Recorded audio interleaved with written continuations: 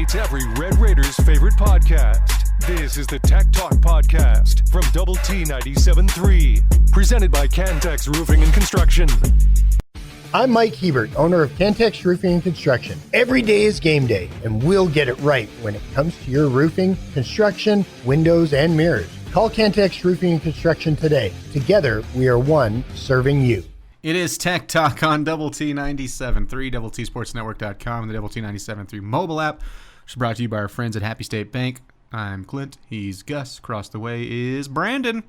High school fan zone tonight, 6 o'clock, 100.7 the score. Monterey and Coronado will be with Randy Rosetta here in the First United Bank studio. Make sure to check that out. That's the birthday boy, Randy Rosetta. That is right. I was wondering if you were going to save it for... I already texted him at early o'clock. What's early o'clock for you? I mean, I hit the first one I fired. The first happy birthday was, I don't know, pre 6:30, post alarm clock, post shower, pre anything else. Pre 6:30. The morning drive you can catch from 6 to 9 a.m. right here on Double T 97.3. I missed the first segment because I'm in the shower, but the second segment I'm usually out. And if you ever want to listen to the morning drive when you're in the shower, you can use the mobile app on your phone. You're not doing that? Bluetooth. Get some speaker. What do you call it? What's the little speaker portable things? Yeah, like the little Bluetooth speaker, Echo things. Those little Jimmy Jams. Yeah. Yes, the Jimmy Jam, the new Raymar Jimmy Jam. You can play it on your stereo. Got one of those too, big boy. That's what was treating me to playoff baseball last week when I was in the midst of my 3-night break job. I tell you guys about that? I tell you guys about my break job last night. We have learned, I will not go through all of these, I refuse, but I will tell you where you can find them. Yes. We got some game times for the 10th-ranked Texas Tech Red Raider men's basketball team, all featured on ESPN, TNT, Peacock, Fox, ESPN2, CBS Sports Network, FS1, and ESPN+. You can run down the list, DoubleTSportsNetwork.com. Make sure to go check that out. But I set up 25 TVs, and they're all on the Red Raiders. Yeah, we knew dates and locations before this, and now we've got times and networks. Yeah, I had inquired about this maybe a week or so ago, and the one-word reply I got back was soon. Okay. I mean, that's fine. Nobody was being ominous. A wiseacre. I just figured out it's probably happening here in the next week or so, week or two. We'll have another prominent sport schedule release this week as well. So got that to look forward to. I believe tomorrow is the date. But soon. Yep. Yeah, that's what I'll say to you. Hey, when is a prominent spring sport schedule going to be released? My answer to you, Clint, soon. I love prominent spring sports. Those are great. I don't have all the prominent spring sports, but Texas Tech football. You're going to see a lot of awards throughout the next couple of days. Already had one yesterday. More next week. Yes. This for the Dave Campbell's Texas football midseason awards, including the midseason Defensive Player of the Year, which went to David Bailey. Yes. You had, what's this count here? 8 Red Raiders recognized on the All-Texas teams. That includes running back Cam Dickey, outside linebacker David Bailey, Romello Height, linebacker Jacob Rodriguez, and defensive lineman Lee Hunter. That was first-team honorees. Second-team honorees include tight end Terrence Carter Jr., offensive. No, we're not ever saying junior after Terrence Carter. Just a little note. It's not that big of a deal. Jacob Ponton and cornerback Bryce Pollock. One thing we do know, who David Bailey and those guys are going to get to chase around this weekend will be Mr. Levitt. Mm-hmm. He is practicing today. He is taking reps with the ones in Arizona State 11 on 11 right now. I shouldn't say right now, probably 30 minutes ago. So one note on this midseason All-Texas team real quick for Dave Campbell's. All of them well-earned. The second team with Jacob Ponton as the youngster, as your offensive lineman, is awesome. He's got a very, very bright future. We talk about them individually when they're in like the position battles and like over the summer, and then when you get into the season, for the most part, we talk about them as a unit. I would say like 90% of the time we're talking about them as one, conglomerate sort of thing. Mm-hmm. But it's good for him. By the way, Cam Dickey was also the Walter Camp Offensive Player of the Week and the Doak Walker National Running Back of the Week. Had some Monday Night Football last night. How about the Falcons? Really, I should say, how about the Bills? Yeah. The Falcons taking down the Bills 24-14, and now the Bills have a couple of losses, a couple of not so great offensive outputs there, and the AFC is getting more and more interesting. Well, we talked about that the other day. Just this league didn't, and that's fine. It's parity and it keeps things interesting. But the idea that we're not really sure that we're like, man, everybody's gunning for the Chiefs or the Bills or like I don't know who you're. I mean, there's. And you know what? A little 2-game losing streak right here in mid-October is not defining anyone. No. Just as the Chiefs haven't been defined, but still, everyone's sort of on notice now. Like, hey, this home field and bye and some of that kind of stuff is up for grabs. And you know what else? The Falcons may be a little better than people thought. Although I say that I remember hearing some predictions of them being a playoff caliber team. So they may be living up to that, I guess. But them and the Buccaneers feel like a pretty nice little clash right now. Yeah. Whenever, because that's about to happen. Like as a division, yeah, the South. A little intrigue. There's a team that looks exactly like we thought they would, but there's some viable playoff teams in there. It's not just kind of a one-team race. Your other Monday Night Football, the Bears got a win over the Commanders. This was at Washington. A late fumble where the Commanders are just trying to ice the game ends up as a game-winning field goal. And another scenario where it's, hey, Cairo Santos is out. Here's Jake Moody comes in and just steps in and has a 4-for-5 night, including the game winner. Like the case of a lot of the guys haven't even met that new kicker. Yeah, big time. I think the Chiefs had that last year when they went 3 deep with the kicker. Like, what's this guy's name? I don't know, but the game's on the line. I hope he makes it. Probably tells you how. I did say that a lot. Probably tells you how many NFL-ish kickers there are out there floating around. Well, Jake Moody was one that was drafted teacher. by San Francisco like 3 years ago. No, I knew that. But like you're saying, and all of a sudden that's a guy that was good enough to be drafted as a kicker that was floating out there. Yes. MLB playoffs. How about the Mariners? Man, 10-3 over Toronto. So they have a 2-0 lead. The Dodgers have a 1-0 lead after a 2-1 win over Milwaukee. They'll go again tonight. You can hear this starting at 6:30 here on Double T 97.3. That series starting out in Milwaukee. One could say Canada's in the danger zone. We'll get some of your thoughts and comments on the Yates Flooring Center chat line when we come back.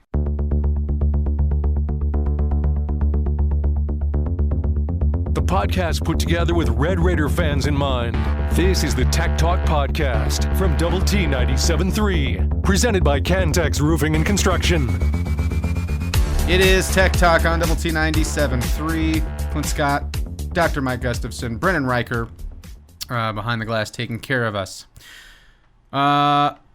This on the Yates Flooring Center chat line. You can hit us up there as well.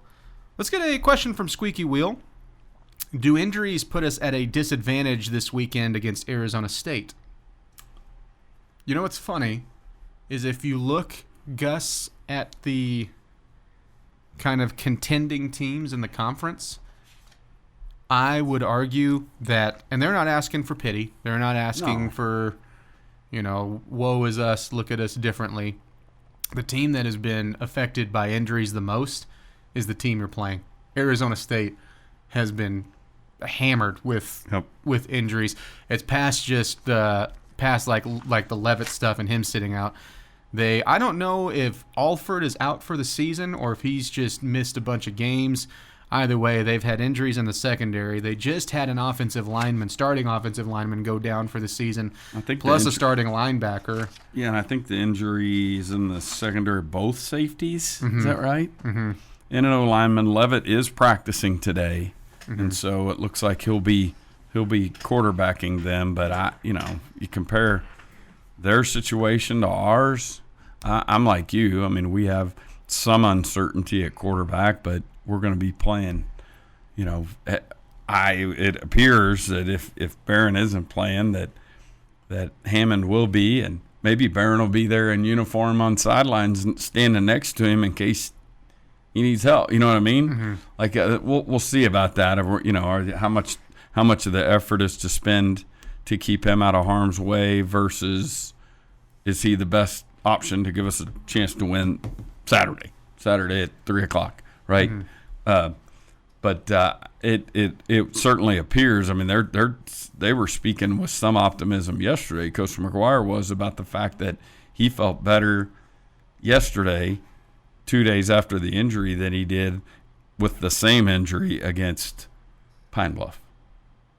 Mm-hmm. But again, this is and so we've lost a key defensive tackle, hopefully for weeks, a matter of weeks and not months. But the ASU thing seems like it's carnage. Yeah, if you're looking at if you said one team's at a disadvantage due to injuries, it's kind of weird to be on this side too. Yes, it's not you. No, it's not you. Well, and granted, part of this is because of the depth conversation. Right. But then the other part of it too is they've been hammered by it. Yeah, ASU, I don't know what if I was and I don't know what their depth situation is, if they feel like they have 1A and 1B at this one position at which the offensive lineman got hurt. But if you've been watching our defensive line on film, you're going, oh, great, one of our starters isn't available. Like, of all the units on the field to not have available. Yeah.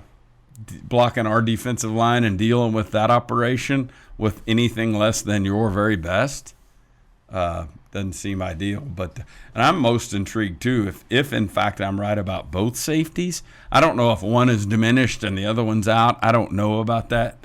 I hear the names and I'm like, okay, I need to go check some depth charts and things like that. But it's just what you're saying. I mean, they're dealing with the loss of a handful of players. That list that was I should have counted the names that was out against Utah looked like the first week post-firing of Mike Gundy, Oklahoma State, because a bunch of guys were sitting out because they were about to enter the get a red shirt to transfer at the end of the season. And so I can't imagine that'll be much different than what you saw for them last week. But to be honest, I don't know what kind of numbers they have coming back. I just know that they have been and are in a worse spot than what you are going in health-wise. And then you look like this week and you're getting, like you've started to get some guys back, right? Like rotation guys. Right. I still don't know what Cash Cleveland's going to end up being when he kind of gets back in the swing of things, but then like Zambrano in the mix. Chapman Lewis is coming back. Yeah, that's a big one. I mean, he had the ACL tear, or I assume it was an ACL tear, but the big injury in the bowl game. And so this is a guy with real experience. And, my assumption is, given that there are 6 games left on the schedule, that him playing in 4 of those seems like a reality. Now, again, I don't think any corners will be cut or if it involves this year's team winning this year, right? Like, we're holding him back for next year. No. If something happened to a safety this weekend, he may be on the field and to heck with his red shirt, right? But in a perfect world, maybe he just plays in 4 of these last 6. And how selective are they? Like, hey, give him some run against ASU and then pull him back for the Oklahoma State game, right? Like the thing, and because I think he would be a valuable contributor, certainly in the safety depth picture, but most immediately in the special teams scenario. But Clint, I don't know that you're burning a game of red shirt, a game toward a possible red shirt for him to go cover 2 punts. Well, and I think he's going to be in there if he's going to be used. And I think with him coming back, it's not even like, hey, he's coming back so he could jump into the game this week. No. Like, there's some ramp up there naturally anyways with, past just the games that you have back. So, if he had been healthy, I think it would have been him and Wisniewski as your safeties. And right. maybe you move Brendan Jordan. Maybe he starts back in the star position where he was last year. Of course, that's worked out for you. And Brendan Jordan's had a good year. But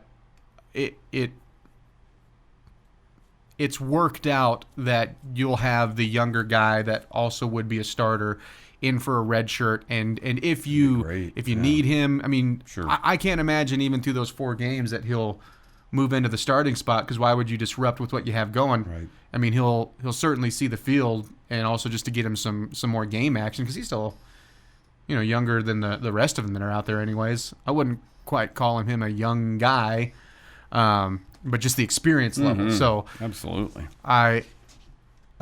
This all starts with, no, you are not at a disadvantage health-wise to Arizona State. If anything, you're on the plus side by quite a bit. Yeah. Need to just go play. Yeah. Now, is it possible that we don't have our starting quarterback? Yes, it is. Are we going to be missing a defensive tackle? Yes. But even if Levitt's in, Yeah. how close to 100 is he? Exactly. We saw that with OU the other day. More Tech Talk next. The podcast put together with Red Raider fans in mind. This is the Tech Talk Podcast from Double T 97.3, presented by Cantex Roofing and Construction. Hey, it's Tech Talk on Double T 97.3, DoubleTSportsNetwork.com, and the Double T 97.3 mobile app, brought to you by Happy State Bank. We'll have our latest edition of Red Raider Recon on our YouTube page. You can check it out on youtube.com/DoubleTSportsNetwork. That'll be out tomorrow. We have a new episode of Talkin' Baseball with Jamie and Choice, so make sure to check that out as well. And then you can also check out Ask Level every single Monday. So they recap the weekend and take your questions. And if you are on Twitter, you can always tweet us a question. Just go to Double T 97.3 or any of our hosts' personal Twitters. Or if you're on YouTube, you can just comment on some of the videos. We do go back and grab questions for just about everything. Comments, all that stuff. Personal question, you can do that too, Clint. Oh yeah, personal question. That's Who's what. your Yeah. first girlfriend, Clint? What's your biggest regret in life? Yeah, I got this sore on my back, and I got this Yeah, I thing. have this shift at work where I go from 3 to 6 every Monday, Tuesday, and Thursday. We're listening. Yeah. Keep Beautiful. going. And my 2 coworkers, just make the 3 hours just so miserable. And so that's probably my biggest regret in life, is signing up for that 3-hour shift. Sounds like you need a prescription of Two get workers. over it. Boomer and Goober make your afternoon long. Here's a prescription for Suck It Up. Ooh. Just kidding. Colossal wine bag. This on the Yates Flooring Center chat line from Braden. I think we should bring in Will for some run packages. Yep. Y'all's thoughts. Could happen. And I think they've done some of that because he's appeared in every game. You saw, what was it, one play against Houston? I was hoping that number would be up a little bit. A little more red zone. Yeah. Yeah. I would be surprised, if Barron can go. Right. If Barron can go, that you don't see a little bit more of that this week. I mean, especially like Arizona State is so interesting because, they just got hammered against Utah, right? And had QB run game kind of shoved right at him. All of the run game, but especially the QB run game. And for Arizona State, you look and you go, well, they're fourth in conference play in rush yards, so it can't be that bad. But then you look, and one of those teams that's gone against them is TCU. And Gus, TCU, it's both that they can't and they don't, but they do not run the ball. And so that, if you're just looking off like if you haven't watched them and you're just looking at like the stats, it doesn't really tell the whole story. And I'm not saying that there's secretly a bad run defense or anything like that. It's just hard to tell exactly how good or how bad they are, because was this week, was it because of injuries? This week, was it because they were on the road and they've been pretty solid in just about everything. That's why they won a Big 12 championship last year. I think that they're pretty solid in a lot of places this year too, but it's like you don't, outside of Jordan Tyson, I wouldn't say anybody or they're elite anywhere. And it's not even that they're elite at receiver. They have an elite receiver. And then they've got a handful of guys that can get after the quarterback. They're second in the conference there. But as far as like just from the running matchup, I would be surprised if you don't see a little bit more Will Hammond, assuming he's not the starter. Right. I'm with you. Yeah, and then the antsy part about that for me is just the idea of because I like what the texter's suggesting, and I've advocated for that, thinking we get in the red zone, is the perfect time to put him in because his QB run game is a little different, and I think he takes pride in that.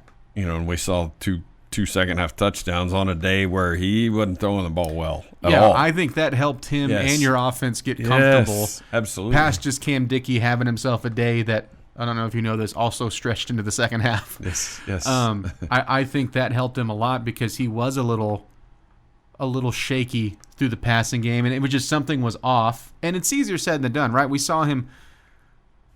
It's like we've trained our brains that if he comes in for a half, he's just going to come in and be awesome and forget that he's still a redshirt freshman, right? Because when we saw it against TCU when he stepped in, came out on fire. When he steps in against Utah, it takes a little bit, but then just tears it up, right? Well, it's not always going to be the case, and so through the air, it was shaky. Past just the interception, it's just like the things were off, and so how do you fix that? Well, you can go to something else that's a good part of your game. And when he started using his legs and they started using him in the running game a little bit more, then, things fell right back into place and you end up blowing out Kansas. You know what else is interesting to me? I wonder how much of the Houston conversation, that he only ran a play or two or whatever, had to do with the difficulties in the red zone. And rather than looking at it as, hey, the solution is him, rather, no, let's keep this thing simple. We don't need another voice more, because what was the narrative from Coach McGuire coming out of that game? We need to get on our stances, call the play, get out of our stances and go, like we were doing too much scheming, too much adjusting, this and that. And I wonder if part of the element of, hey, let's simplify this and just line up and whip somebody across from us. If that was what he was alluding to, it's like, hey, we don't solve that by running another quarterback out there. Now, but that is really a conversation about Houston and not this game coming up. I think the Will Hammond run game is something that Coach McGuire loves. He's talked about QB run game from when he got here. We have a bowl win in our media guide that I have open right here on my computer, and it is almost strictly due to a QB run game. Tyler Shuck going 23 for 130, couple touchdowns, and he played a heavy game. He was slinging his body around like a running back in that game. Why? I think it has a lot to do with the fact that the defensive-minded head coach that we have is like, hey, one of the hardest things to defend is that running back, running a QB lead, right? You get one extra blocker on that deal. And I just think that's part of something that we want to do. Gets a little dicey, though, if Baron Morton's not in the QB picture. Like your one big shot, head-to-head deal, losing end of a head-to-head deal, and you're playing your number 3 quarterback, right?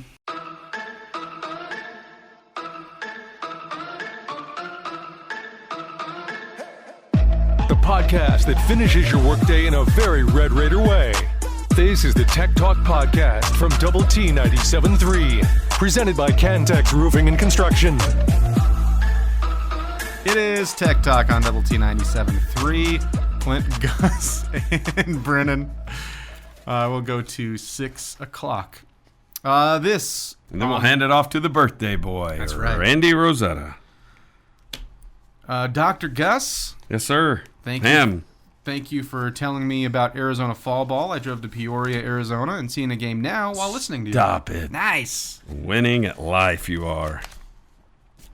Kobe has this thought. Dillingham doesn't seem like the kind of guy to try to play games with injuries to me. I like him a lot. The other two. I like him too. Yeah, we talked about him last week. I remember. Just because he's grown on me. I thought he was kind of an oddball at first, and now I think he just speaks his mind, and Yeah. I like it. But he's not as outlandish as you know who up in Oklahoma State. But yeah, Formerly. Sure. That's right. Get to deal with that operation next week. The post you know who era. Yeah, I remember last year on the Monday prior to the Arizona State game, Coach McGuire talking about how much he liked Dillingham. Mm-hmm. You know, high school coach, that kind. I mean, I think that he felt the kinship with him, and probably young and energetic. There's probably a lot of things he saw in himself. You know, what's interesting is you had a Mac Leftwich versus Kenny Dillingham matchup last year when the Sun Devils took on Texas State. Yes, absolutely. And we have a former kicker of theirs, so that may lend itself to sign stealing. Ian Hershey, how do we... Ian. Tell us all their secrets. Put it on the hands. This is why we brought you over here for this game. Right. Go tell us what that signal means. What's the signal for bunt? Steal. I don't know, I think there was something misconstrued here. How is Tech an easy win for Arizona State? Levitt's absence was not the reason they lost to Utah. Their defense was abysmal. Yeah, we never said Tech. Yeah, that maybe that's some listener violence there. Because I don't think you and I said anything to that effect. No, but what you did say is like we're not making it that Arizona State's going to be an easy win. No, maybe that's what got mixed up there. But no, at the same time, Gus, whether it's Sims or Levitt, matchup wise, I would not be keen for Arizona State's offense. Yeah, I think your defense is going to have another excellent day, another dominant day, and then offensively, either Morton or Hammond at worst, I think you'll be fine. And their defense was atrocious against you. I mean, Utah, and by the way, Utah looks great since you've seen them, since you dominated them. Utah, their offensive line was the top graded offensive line as a unit in the nation. Not in the conference, in the nation. They just said to Arizona State's front, we're going to take you where we want you. Right. It doesn't matter what you want to do. And then Devin Dampier. This was a perfect day for Utah because Dampier only had to throw the ball 12 times. Right. And they had, 260 plus on the ground. I think they had 6 rushing touchdowns. I mean, just controlled it. Obliterated them. And so that's what was confusing about, okay, well, what is Arizona State defensively? Because they have not been that. That was the most points they've allowed since 2023 in Dillingham's first season. When they weren't very good. And I do think part of it, though, the offense plays a part in this because they couldn't stay on the field. Right. That's right. Yes, the defense was atrocious, but the offense was just as bad. Yeah, it was no help. Yeah. Sure. And probably got way out of game script too. Obviously, with no Levitt, and you could just see where the confidence of the group around him was probably jolted a little bit. But yeah, I'm with you. That was an alarming performance by Utah, just putting it on them the way they did, that roster feels a little depleted. I still, at the same time though, this is still one. It's sort of like talking about K-State in 2 weeks. I don't know what K-State's going to do between now and then. Maybe they're going to win a couple games and do here comes K-State, slop around early and then get it figured out just in time for November. Maybe we'll be saying that here in 2 weeks. I don't know. But they've definitely had their problems along the way here to this point in the season. But, Arizona State has our full attention, I think. I think Coach McGuire hinted at it yesterday in his media availability, like, yeah, my PowerPoint and my presentation to the team on Tuesday, which basically starts the work week, is going to be all about, hey, I don't know, there's no telling. He may have a picture of the Big 12 trophy last year and Levitt and Scattaboo and those guys holding it up after the belt or whatever the thing is, all that nonsense. And it's not nonsense, the belt. All right, whatever. Mr. Anti-Wrestling over there. Whatever it is. Just the title. They've got what you want. The world title. You beat them here a year ago, and then they walked away with that deal. And so there's unfinished business. Similarly, Arizona State's probably saying, hey, they beat us last year. They beat us with Scattaboo. Can I ask you? I'm asking this question. I think the narratives are great. Honestly, this is a genuine question. Okay. Your confidence level going into this road game against Arizona State, how does it compare to your confidence when you were going into the Houston game? Oh, I thought you were going to say Utah. No, because I think Utah was the one we all felt the worst about. Not that you didn't think you could win by any means, but we should have to write these things down, because right now it's easy to go revisionist on this and go, I felt pretty good about the Houston win. Sending myself email. I mean, exactly. I think we all felt big fat binder full of empty paper. I'm asking this because at the start of the season, when you were looking at Arizona State, I'm like, that's going to be a Big 12 defining game. Yes. And I feel so much better about it. One, from seeing you, but also from what they're trying to figure out. And I honestly think that I might feel they're at least comparable. And I say that because I was really confident when you were going down to Houston.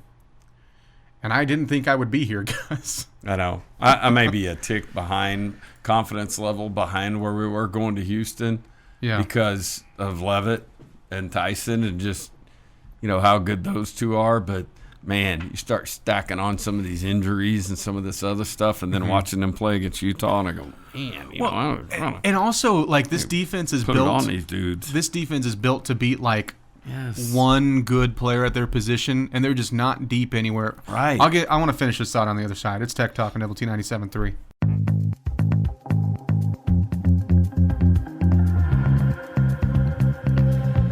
The podcast that finishes your workday in a very Red Raider way. This is the Tech Talk Podcast from Double T 97.3, presented by Cantex Roofing and Construction. Ask Tech Talk is brought to you by Visual Edge IT. Give us your questions on the Yates Flooring Center chat line. We've got a handful here already in. I'll get to these in just a moment. I just wanted to round out that thought. And we have time to discuss this further throughout the week. But for Arizona State being, in my mind, a bad matchup, or you're a bad matchup for them. Let me say that correctly. Yeah. Specifically, their offense, your defense. One, especially if it's a quarterback that, even if he can go, has lost some of his mobility. Mm-hmm. To me, the best part of their passing game between Levitt and Tyson is the creatability and when they extend plays. But you don't have time to do that against Tech's defense. One. Two. And then you throw in the fact that they're going to be playing at least one backup lineman. Yes. Go ahead. Continue. And the second part is to me, again, it's not like even a guarantee that you're going to be able to beat the defense, but to give yourself a chance, I think you have to have more than a guy in the passing game. And they have a guy. Because it's Jordan Tyson, and then it's way down the line before you get to Mateer, the tight end. And even then, he's got like 160 yards, and then past that, the next most productive receiver is their running back, Raleek Brown, who's had a really good year and I think been a surprise highlight for them. But the other part is for that even to work, you have to set up the run game like they have been at times this season, and I don't think any of that bodes well for their offense, whether Levitt is in or Jeff Sims is in. I like it. Yeah. Squeaky Wheel said that was per Arizona State fans who had said that Tech is an easy win for Arizona State, which is a wild thought. Love it. Want them to come into that thing as just wildly overconfident. Mm-hmm. And that could just be a loud guy on internet guy. Sure. You would think fan bases would start learning. They about to learn. We've had 3 weeks of loud. Yeah. Squeaky Wheel also had is Skyler likely to be out for an extended time? I think weeks. But it sure, when they're carting him off, I'm thinking, well, that was a fun ride. Mm-hmm. You're thinking there's I thought he was done for the broken. year. Yeah, I was thinking broken bones and stuff. I actually found myself thinking, if we can get to the postseason, like of college football playoff, allow me to dream here. But Coach McGuire seemed to indicate. Now they kept talking about a calf injury. Now that and they would have told us, say his season's over, he popped his Achilles. They didn't tell us that. Okay. So when I hear calf, I'm thinking lower leg, and I'm thinking if there's not some kind of little hairline fracture thing that didn't get revealed, but I think they would have found that by now. I'm thinking like high ankle sprain. That's just me, So we deal, and that's a little bit longer than just rolling your ankle, because we're headed into a little stretch here. Of not that these games aren't important, but we do have an open week left on this schedule. So is he going to miss 2 or 3 or 4? I would guess so. I have no idea. It'd be great if he's back in time for BYU. But I don't. Again, as I sat there in that moment, I'm thinking, oh, here comes the cart. Well, it's been a good run. Sure. And I don't feel that way now. No. So I would think weeks plural, but I don't think it's. I definitely don't think he's taking his last step. Now, they did talk about getting him to a specialist in Dallas. Coach McGuire talked about that. Likely the earliest appointment they were going to be able to get was on Thursday. So I don't think there's any chance we'll see him this weekend. But the rolling into